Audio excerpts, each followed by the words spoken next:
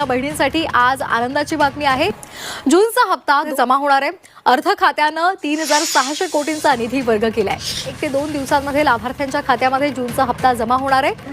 2025च्या ऑगस्टमध्ये आपण ई-केवायसीची प्रक्रिया सुरू केली आणि त्या ई-केवायसीच्या प्रक्रियेमध्ये आपण 6 महिन्याची मुदत, पहिल्या कालावधीमध्ये 1 महिना, नंतर आणखी विनंती आली आणखी 2 महिने, त्याच्यानंतर आणखी 2 महिने आणि मग शेवटचा डिसेंबर 31 पर्यंत आपण ई-केवायसीची मुदत दिली होती।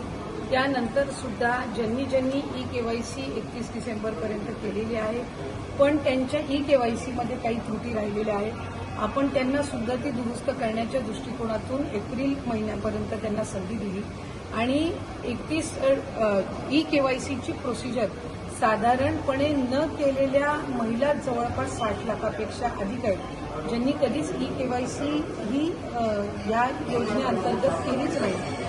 त्यानंतर इन्कम टॅक्सचा जो डेटा आहे तो साधारणपणे 5 लाख आणि त्याच्यानंतर ई-केवायसी करत असताना आणखीन 9.5-10 लाखाचा जो डेटा आहे तो त्याच्यामध्ये त्यांचं जे आर्थिक उत्पन्न आहे त्यांच्या घरातल्या म्हणजे पतीचं असेल किंवा वडिलांचं असेल हे त्या ठिकाणी ई-केवायसीमध्ये आढळून आलं।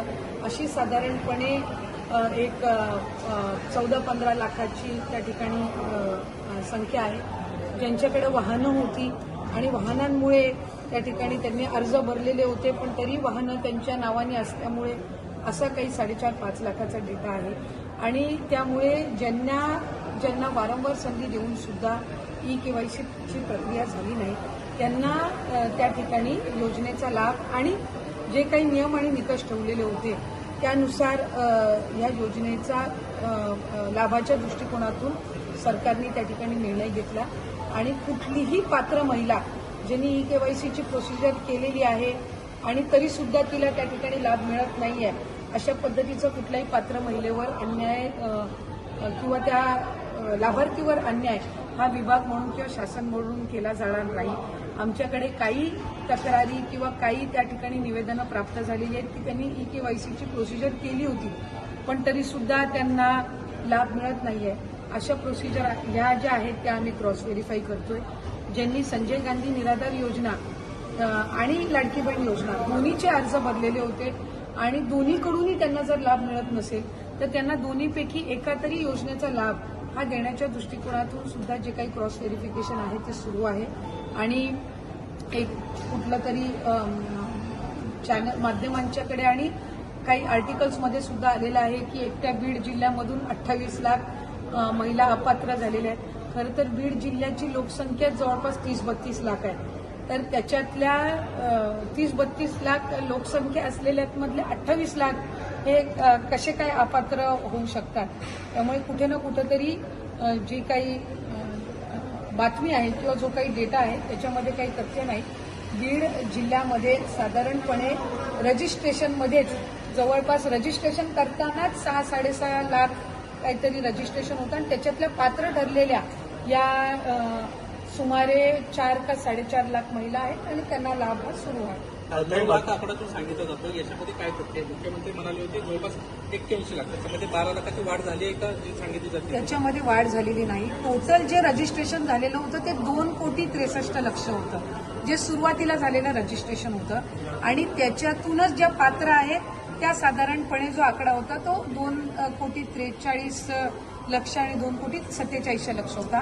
हे टोटल जे रजिस्ट्रेशन आहे ते जर आपण धरलं आणि हा आत्ता जो लाभार्थ्यांचा जो फायनल आकडा धरला तो हा टोटल मिळून हा साधारणपणे तो आकडा जो आहे तो 90-92 लाखापर्यंत जातो पण टोटल रजिस्ट्रेशन 2,63,00,000 होतं त्याच्यातले कदाचित म्हणजे त्याची नोंद धरून हा कदाचित हा डेटा येत असेल पण साधारणपणे आत्ताच्या घडीला आपण 1,67,00,000 ते 1,70,00,000 सुमारामध्ये हा जो आहे तो डेटा पूर्ण ई-केवायसीची प्रक्रिया केल्याच्या नंतर हा त्या ठिकाणी आपल्याकडे आहे आणि मूळ जे रजिस्ट्रेशन झालेलं त्यासहित जर ऍड केलं तर त्यानुसार तो येतोय आणि म्हणून प्रत्येक 2-2, 3-3 महिन्यांनी अशा पद्धतीचे जे काही वेगवेगळे लॉजिक्स किंवा लॉजिस्टिक्स धरून जे आकडे येतात त्याच्यामुळे हे कन्फ्युजन आहे पण साधारणपणे स्ट्रीमलाईन होण्याच्या दृष्टिकोनातून ही योजना ई-केवायसी ही बंधनकारक आहे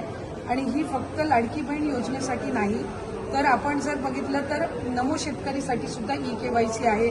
मदत पुनर्वसनमधून आपण जो काही नुकसान भरपाई देतो त्याला सुद्धा EKYC कंपल्सरी आहे. ज्या ज्या डायरेक्ट DBT स्कीम्स आहेत, डायरेक्ट बेनिफिशरी ट्रान्सफरच्या स्कीम्स आहेत, त्या सगळ्यांमध्ये EKYC ही कंपल्सरी आहे. पहिल्यांदाच ही प्रक्रिया होत असल्यामुळे त्या संदर्भामध्ये काही शंका कुशंका होत्या, पण आता पूर्ण त्या स्ट्रीमलाईन झालेल्या असून ज्या पात्र लाभार्थी आहेत त्यांना आम्ही त्या पद्धतीने तो लाभ देत आहोत. आणि ज्यांच्या तक्रारी आलेल्या आहेत आमच्याकडे की EKYC करून सुद्धा त्यांना लाभ मिळत नाहीये किंवा त्यांना त्या संदर्भातली शहानिशा करून जर EKYC करून त्यांना खरंच मिळत नसेल आणि त्या पात्र असतील तर त्या पद्धतीनं कारवाई केली जाईल.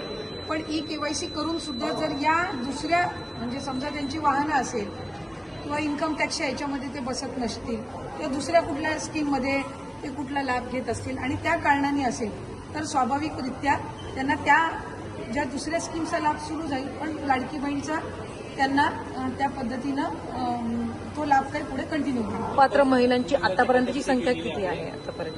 अपात्र महिलांची साधारणपणे मी पात्र महिलांची तुम्हाला सांगते की 1,67,00,000 इतकं आपण जे लास्ट DBT केलेलं आहे ते सुमारे त्या याचं गेलेलं आहे. म्हणजे EKYCची प्रक्रिया पूर्ण झाल्याच्या नंतर ज्यांनी EKYC केलेली नाही किंवा जे इन्कम टॅक्सच्या याच्यामध्ये जो काही डेटा आम्हाला तिथून मिळाला त्यानुसार जो इंटिग्रेट केलेला डेटा असेल, RTOकडून जो मिळाला त्यानुसार जो इंटिग्रेट केलेला डेटा असेल किंवा ज्यांनी EKYCची प्रोसिजरच त्या ठिकाणी फॉलो केलेली नाही, ह्या सगळ्याच्या अंतिम आलेले जे पात्र लाभार्थ्यांची आहे ती साधारणपणे 1,67,00,000 अशा सुमारास आहे. जे पुरुष होते जे लाभ घेत होते त्यांच्याकडनं पैसे रिटर्न घ्यायला सुरुवात केली आहे का? पैसे रिकव्हर करण्याच्या दृष्टिकोनातून विभागाच्या वतीने जो प्रस्ताव आहे तो आम्ही त्या ठिकाणी गेलेला आहे. जे शासकीय कर्मचारी होते त्यांच्या संदर्भातली जी प्रक्रिया आहे ती साधारणपणे 8-10 महिन्यापूर्वीपासूनच सुरू झालेली आहे आणि ती मूळ फायनान्सच्या ट्रेजरीमध्ये जी त्यांनी एक सेपरेट त्याच्यामध्ये अकाउंट करून दिलेली आहे ती त्याच्यामध्ये जमा होत असते, ती विभागाकडे परत जमा होत नसते. आणि जसं राज्याचे मुख्यमंत्री देवेंद्र फडणवीस साहेबांनी सुद्धा काही दिवसांपूर्वी सांगितलं की जे पुरुष आहेत आणि ज्यांनी महिलांच्या नावाने लाभ घेतलेला असेल त्यांच्याकडून जी काही रकमेची वसुली केली जाणार आहे त्याची प्रक्रियेची जी काही आहे ती आपण सुरुवात करतो. तर अशा प्रकारे लाडक्या बहिणींनो, तुमच्यासाठी अतिशय आनंदाची बातमी आजच्या व्हिडिओच्या माध्यमातून आलेली आहे. जून महिन्याचा 24वा हप्ता 1,500 रुपये ज्याचे वितरण आजपासून सुरू झाले असून पुढील 1 ते 2 दिवसात पात्र लाभार्थी महिलांना त्याचे वितरण होणार आहे. परंतु मात्र चिंतेची बाब अशी की या जून महिन्याच्या हप्त्यासाठी एकूण 92 लाख महिला अपात्र ठरल्या आहेत. 1,67,00,000 महिलांनाच या जून महिन्याचा 24वा हप्ता हा दिला जाणार आहे. तर अशा प्रकारे लाडक्या बहिणींनो, अतिशय महत्त्वपूर्ण अपडेट राज्याच्या महिला व बालविकास मंत्री आदिती तटकरे यांच्या माध्यमातून तसेच या सदर व्हिडिओच्या माध्यमातून आपण पाहिली. व्हिडिओला लाईक करा. पुढील अपडेटसाठी चॅनल सबस्क्राईब करून ठेवा. धन्यवाद.